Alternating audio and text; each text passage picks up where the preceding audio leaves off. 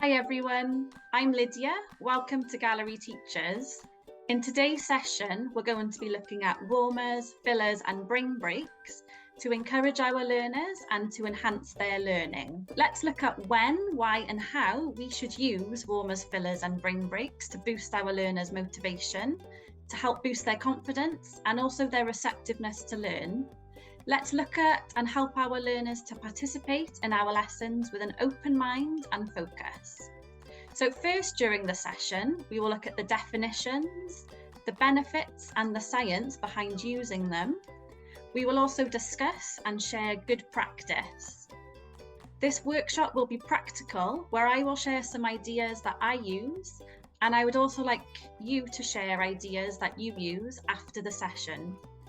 I hope that you leave this workshop feeling motivated with practical ideas that you can implement in your lessons, and also the confidence with the science of how and why to use them.